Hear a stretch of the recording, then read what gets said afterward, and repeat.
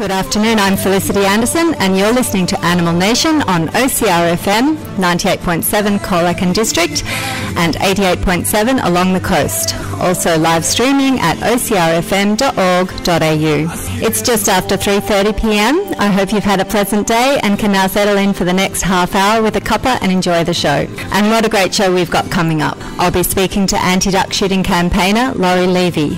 Laurie began his campaign to end duck shooting in 1986 and has spent every year since raising community awareness of this barbaric activity and directly rescuing ducks on Victoria's wetlands. We'll be discussing the fallout of this year's duck shooting season and where the campaign is headed now. Later in the show you'll also hear For Compassion's Sake, my personal plea for a kinder world. Welcome back to Animal Nation. Now, I mentioned earlier, Laurie Levy has been at the front lines of Victoria's anti-duck shooting campaign since the mid-80s via the Coalition Against Duck Shooting. Laurie and his team coordinate hundreds of people each year to act as duck rescuers during the shooting season, and more volunteers organise the weekly display of shot and abandoned ducks, as well as other wildlife and the thousands of spent shotgun shells collected from the wetlands outside the Premier's office. Through these actions and more, Laurie ensures this topic remains at the forefront of public consciousness. His dedication to these birds is inspiring. Hello and welcome to Animal Nation, Laurie. Good afternoon, Felicity. I want to start off by saying thank you for all the work you've done. I grew up near Lake Conowari in Geelong, and the yearly destruction of life at that beautiful place continues to break my heart. Your commitment gives me some hope that things will change. Well, Lake Conowari was the first wetland we ever went to, and we went down to Reedy Lake in 1986 with 15 rescuers to challenge 100,000 duck shooters who were in Victoria at that given time. And of course, we did something that was entirely different. Duck shooting had always been about killing and wounding our beautiful native water birds. And we did the opposite. We took out 15 rescuers, we took out a mobile clinic, and all the wounded birds went back to the mobile veterinary clinic, and of course all the illegally shot protected species were taken down to the politicians and displayed outside the Premier's office on the Monday morning. And so you've been doing that action, the displaying of the illegally shot birds and dumped birds right from the very beginning. Yes, and of course for the last 31 years, Victoria's main politicians in the Liberal and Labor parties have always had the same policy supporting duck shooting, but we've had public opinion on our side, and public opinion, Felicity, has reduced the numbers of duck shooters in Victoria from 100,000 when we first started to 25,000 who are registered, but only, according to the Game Management Authority, 15,000 of those are actually active on the wetlands. So we reduced their numbers by 85,000, and duck shooters today are a dwindling number and make up only 0.4% of Victoria's population. It's such a tiny percentage of the population. I wonder, Laurie, why do you think when clearly the public doesn't support it, less and less people are doing it, and other states such as Queensland, New South Wales and WA have already brought in bans, why do you think the Victorian government fails to act on this? Well, the politicians, right from the start, have always supported duck shooters, and I mean, not only have they tried to keep rescuers off the wetlands by introducing very high fines, and this year rescuers had to pay $933 in fines just for the privilege of being able to go out onto the wetlands to rescue wounded birds. And thankfully we were able to raise that money through the public to pay the fines for them. But Labor and Liberal have a long history going back supporting the violence and cruelty to native water birds on Victoria's wetlands, and it's still the same as it was. In fact, the so-called modern-day Andrews Labor government in the 21st century has exactly the same policy on duck shooting that the Liberal Premier had in the 1950s, and that was Sir Sir Henry Bolte. And of course, you would have thought over the last 70 years the Labor Party would have evolved its policy to one of kindness and compassion instead of an act of violence and cruelty. You certainly would, and considering, as you mentioned, the Andrews government does seem quite progressive on many, many issues, so it beggars belief that there's this support of what can only be classed as barbarism.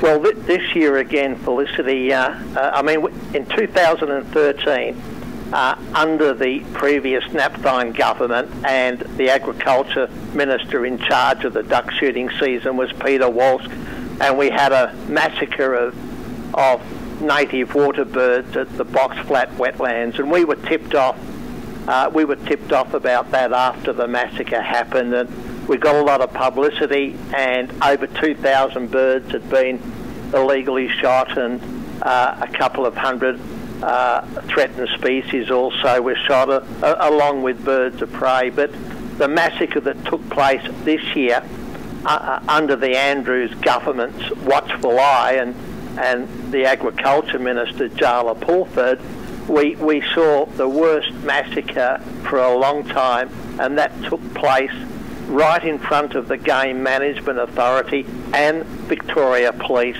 and they were powerless to do anything about it. In fact, on the opening morning, shooters started firing 20 minutes before the opening time, and even somebody from the Game Management Authority said to me, "It sounds like a bloody war zone out there." And it was a war zone, and our rescuers spent 10 days on that wetland picking up wounded birds and protected birds that had been illegally shot, including 183 illegally shot threatened species, which were blue-billed ducks and also freckled ducks.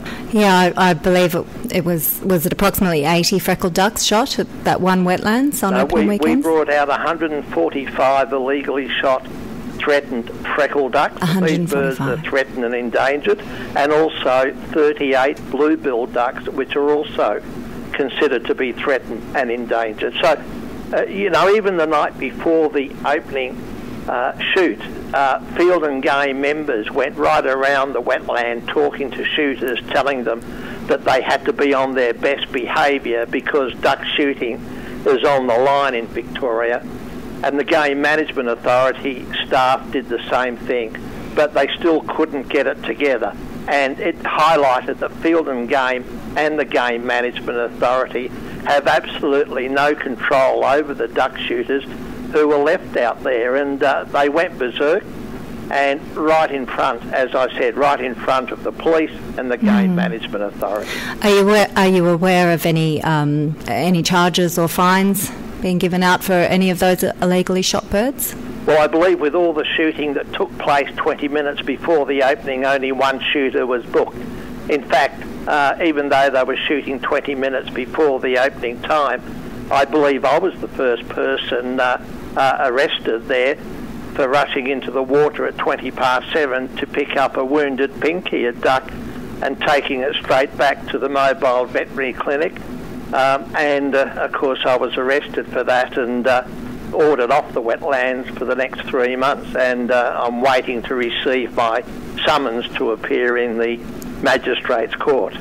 So the authorities certainly, their focus is on the activists and the rescuers rather than those flagrantly breaking the laws of the duck shooting rules. Yes, and the government's giving total support to the shooters, and the reason rescuers have to pay, the high fines of $933 for their compassion and kindness is because the government doesn't want rescuers bringing out wounded birds, which embarrasses the government, and it doesn't want rescuers bringing out illegally shot, protected, threatened and endangered species, because that also embarrasses the Andrews Labor government.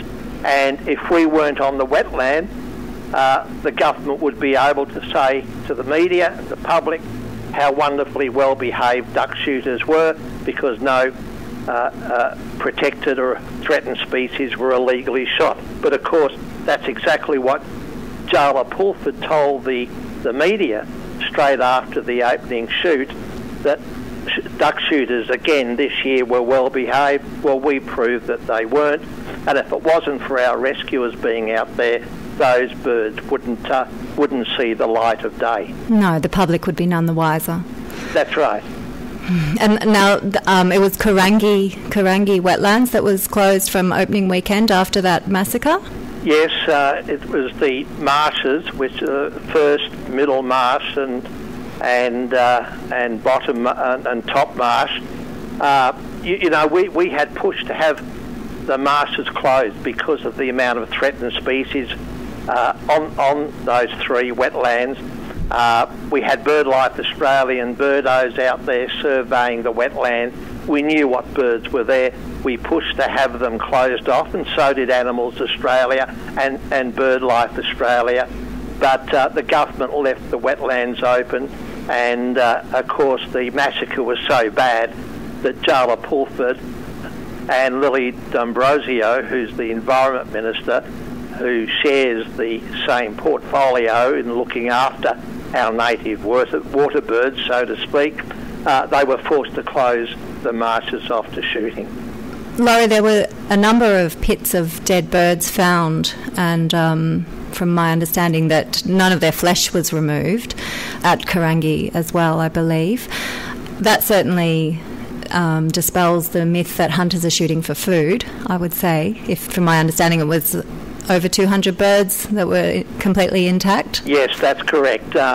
Rescuers stayed on. Look, the massacre was so bad that rescuers stayed on. They were up there for 10 days. And on the Monday, after the opening, they found 2 pits that had been dug recently. And when they looked inside those pits, they found 200 game species of birds which had been obviously put there over the weekend, and again, obviously, it was shooters burying those birds to try and hide the evidence that there had been a massacre on the marshes, and of course they got caught out. The 7:30 program, the ABC covered it, and I know that even the Game Management Authority was forced to put out a media release saying how bad the shooters were this year, how they couldn't shoot. They were shooting at birds out of range. They were wounding birds, and they were illegally shooting not only protected species but threatened and endangered species.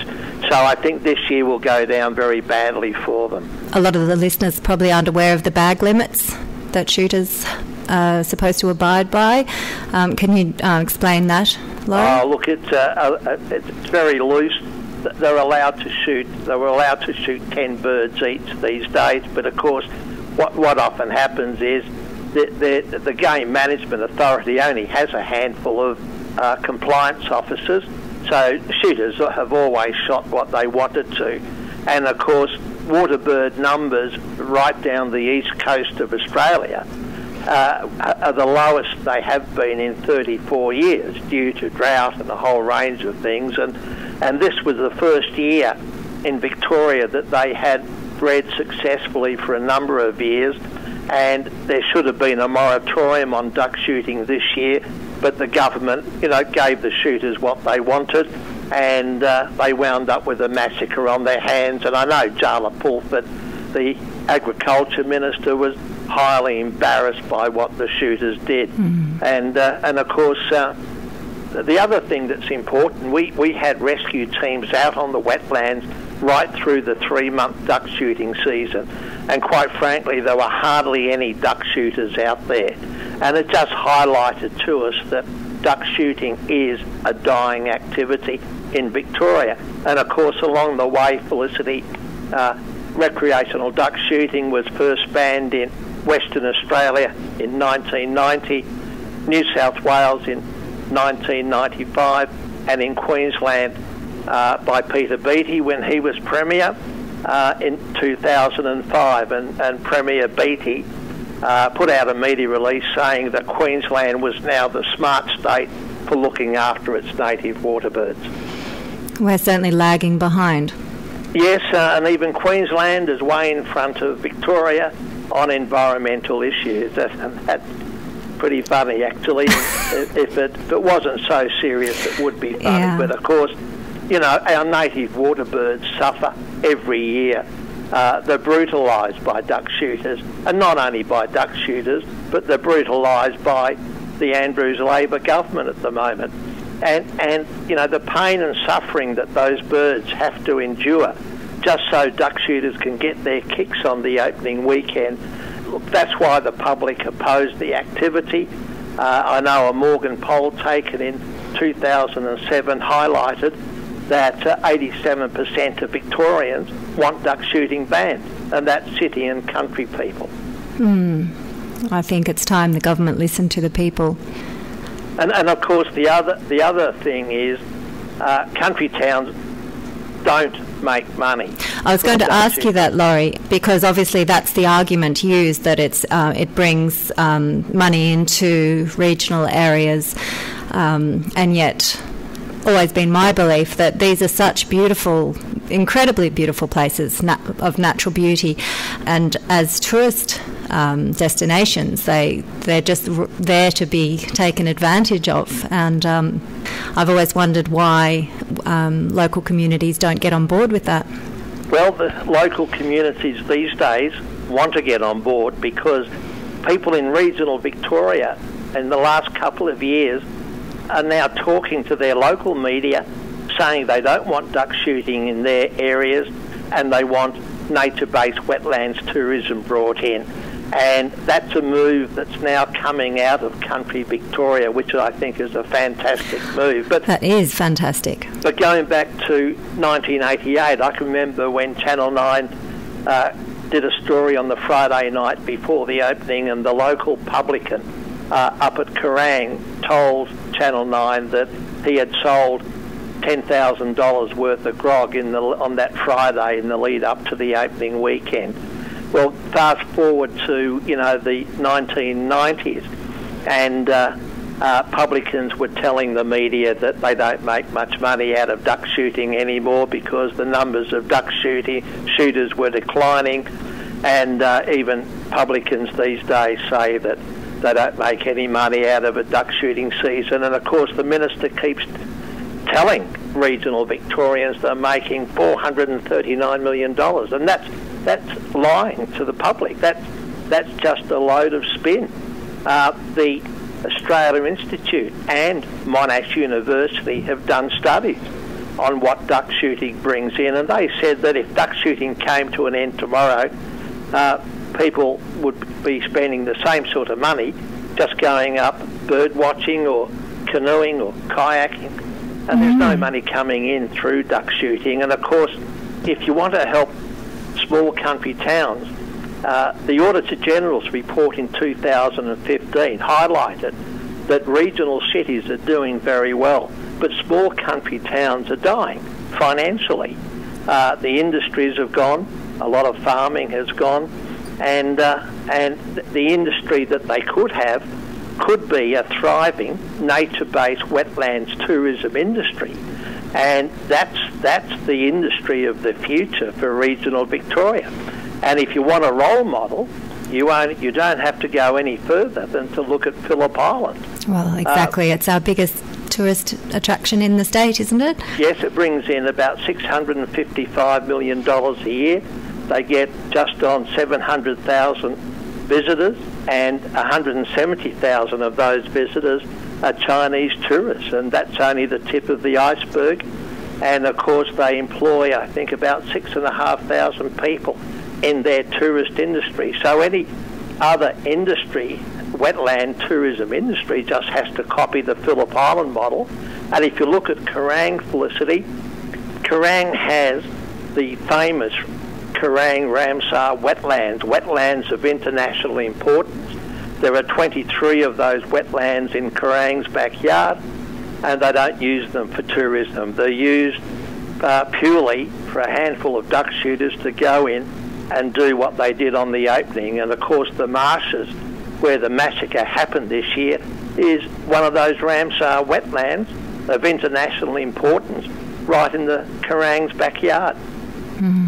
It's tragic, really. The opportunities are there, like such wonderful, positive opportunities for local development, and that's that is gentle and allows these beautiful natural places to exist in peace. And hopefully things will change very soon. Well, we're going to have to wrap it up soon, Laurie. But I just wanted to ask you, what's the plans for continuing the campaign? What's next? Well, we'll be keeping the pressure up, and we'll be, again, pushing for a ban on next year's duck shooting season. But if it goes ahead, we'll be out there again. We'll be doing we start our surveys in late January, and we're on the wetlands right through doing surveys. We monitor what the shooters are doing. So we're pretty good at picking the right wetland to go to on the opening morning. But if a season goes ahead next year, then we'll be looking at fighting the November 2018 election. And of course, if people want to help at election time in November 2018, they should either vote for the Greens first or the Animal Justice Party. But the important thing when they vote is to put Labor last on their ticket. Okay. Yeah, I think they need to get a very, very strong message, don't they? Yes, but it's not much point voting for the Greens or the AJP if you don't put Labor last, because if you put Labor last, they won't get your preference. Yeah, of course. And if you put them above being last, they'll take away the first vote anyway from the Greens and the AJP. So just make sure you put Labor last. And look, the Liberals are no better. They're in coalition with the National Party, and of course the National Party is also a shooters party as well. But we can only bring about change if Labor comes out supporting our native waterbirds, and right across the board, the Labor government has a chance going into the November 2018 election to ban jumps racing and duck shooting and puppy farms, and it can do a lot to win a lot of votes. And at the moment, Labor's terrified that the Greens are going to win those 4 inner city seats, and the Greens could take the balance of power in the lower house, and that's what we're looking at doing. We're going to be working hard from now on, not only on the campaign itself, but the election campaign that will be coming up in November 2018. Fantastic. Well, I think we've got some opportunities for some real progressive change. Laurie, we're going to have to leave it there. Thank you so much for taking the time to speak to us today. That's a pleasure, Felicity. Thank you very much. Thank you, and I wish you all the best in your continued fight. Thanks, I appreciate that. Thank you. For those wanting to learn more about this issue or maybe get involved, go to www.duck.org.au. Now I think it's time for a song. So this is Tom T. Hall with I Love Little Baby Ducks. Many of you would have seen the breaking news last week of an investigation carried out by Animals Australia into the barley dog meat trade. People were understandably horrified and sickened. Images of friendly dogs being rounded up on the streets, their legs and muzzles bound before being thrown into sacks, were distressing enough. The images of dogs being beaten to death with sticks was very much the stuff of nightmares. All over the country, compassionate people cried out against this wrong and demanded an end to the barbarism. Bali tourists were left disgusted at the thought they had possibly been tricked into eating the flesh of man's best friend. I was pleased to see this outrage. To me, it was evidence of what humans are capable of, if only they could question their conditioning. Most of us have known a dog and even loved one. We have considered them part of our families. They have been shoulders to cry on and our constant companions. Of course, it is our gut reaction to want to prevent their suffering. Those tourists who unwittingly ate their flesh would understandably feel they had consumed a friend. Their outrage was real and justified. But I want us to analyse that outrage. We need to discover what it really means and put that knowledge into action. There is absolutely no moral difference between eating a dog or a pig. None. They are equal. Both animals have the capacity to feel joy, fear, friendship. They are both agents of their lives. if given the opportunity, existing for their own purposes and choosing to live. They are not the labels we have assigned them, yet most people will eat pig flesh without a second thought of the life that was extinguished, and invariably people respond with bacon when one tries to discuss veganism. It amazes me how otherwise intelligent people do not see this contradiction. In Australia, animals equal to dogs are routinely beaten to death. Piglets who are not thriving can be thumped, which is the industry term for holding them by their back legs and swinging them so their heads smash into a concrete floor. This is legal. Calves on their first day of life can have their skulls smashed in with hammers. This is legal. These are both legal ways to dispose of unwanted babies. I don't believe anyone could honestly justify such treatment, and yet we ignore it and even defend the industries that do it for the sake of a bacon sandwich and a piece of cheese, because that's what we've been taught to eat. Now, of course, I'm not suggesting if these practices were outlawed that raising and killing sentient beings of any kind would be acceptable. It never is. But it's important for us to be aware of exactly what our choices are paying for. We know it's wrong to beat dogs to death, so surely we know it's wrong to do the same to anyone else. I hope the furor over the barley dog meat trade will lead to a conversation about why we eat anyone who, if given the choice, would choose to live. This is the next step in our evolution, I believe. We needn't just react to our conditioning, our programming. We can use our free will to make a real difference, to end suffering that occurs across the globe on an unfathomable scale. We have that power. We just need to exercise it. I know that the choice to use that power to liberate others from an existence of suffering is the only humane choice. Dogs matter, but so do pigs, so do cows, so do chickens, so do fish. You cannot get tricked into eating your friend if you see all beings as friends. For compassion's sake, let this national outrage be a lesson to open our circle of moral consideration to include all those who, if given the chance, would choose to live. That brings us to the end of today's Animal Nation. Thank you again to the wonderful Laurie Levy for speaking with me. Make sure you check the Animal Nation Facebook page for more info on Coalition Against Duck Shooting and Laurie's incredible work. Next week, I will be speaking with Chris Delforce. Chris stormed onto the Australian animal rights scene with the 2014 release of his seminal work, Lucent, a film that took viewers on a harrowing and profound journey inside the Australian pig farming industry. We will be discussing Chris's next film, Dominion, which, according to the website, will be a comprehensive account of the numerous ways we use and abuse animals. I hope you can join me for that next week on Animal Nation. Until then, be kind and remember the words of Henry Beston. They are not underlings, they are other nations.